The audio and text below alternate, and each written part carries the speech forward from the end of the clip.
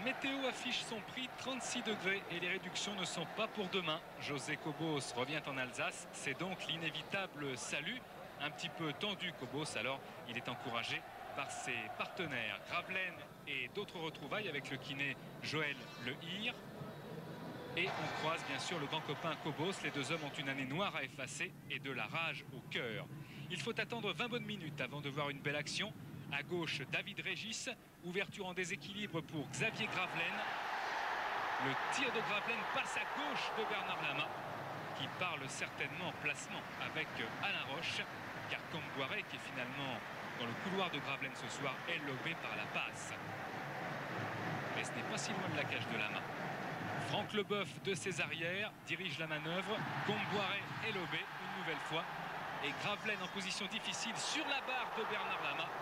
Daniel Jean Dupeux voulait faire un gros travail offensif. Il paraît payant dans les intentions, même s'il y a 0-0. Encore Franck Leboeuf. Pour cette fois, Wilfried Goel. Goel se plaignait de son manque de rythme. Il file et s'étale après son tir. Lama au contact. Monsieur Sars, l'arbitre, décide le pénalty. Ça vaut bien quelques embrassades. Lama prend la jambe de Goel.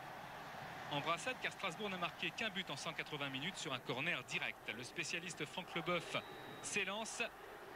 Et 1-0, Leboeuf, le capitaine, s'est fait un devoir d'emmener le Racing vers l'Europe pour sa 5e saison ici.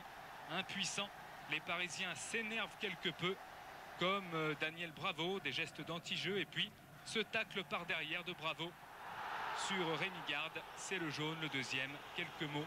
Et le rouge, sans discuter, Bravo, regagne les vestiaires.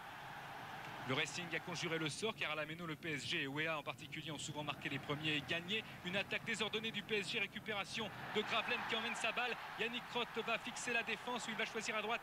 Goel finalement il préfère donner à Xavier Gravelaine un tir et Lama plonge trop tard. C'est le deuxième but pour le Racing et le premier en mouvement avec un poteau rentrant.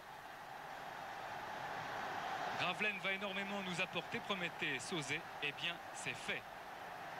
Les Parisiens tentent bien de réagir, mais c'est surtout sur coup de pied arrêté avec, par exemple, un coup franc de Paul Le Guen pour la tête de Wea et parade extraordinaire de Vincel, le gardien slovaque. Une claquette superbe. Et Luis Fernandez commence à se ronger les sangs. La cote du Paris Saint-Germain, elle, baisse à 33 degrés. Il est temps de sortir le joker rail. Échauffez-vous, ordonne Luis Fernandez. Et bien le voilà, rail en deuxième période. Corner du Paris Saint-Germain et de Le Guen, rail de l'aile. Comboiré et Pouliken sauf sur sa ligne. Le Paris Saint-Germain joue à 10. Rappelons-le, Francis Liasser, déjà averti, crochette Yannick Roth. L'humeur est à l'orage et à l'arc-en-ciel pour Monsieur Sars. Jaune, vert et finalement rouge. Et le Paris Saint-Germain est à 9. Ça laisse bien sûr de grosses possibilités au Racing. Un centre de balle, tête de Michael Hughes. Heureusement, il y avait Ginola. La cote du Paris Saint-Germain baisse encore d'un cran. Mais la menace Gravelaine s'éloigne, félicité par Daniel Jean Dupeux. Époustouflant, le jeune Yannick Roth loupe pourtant la cible. Il a essayé un crochet, mais Lama est bien sur le ballon. Daniel Jean Dupeux a le sourire. Le COP exulte pour ce 2-0. Et Luis Fernandez pense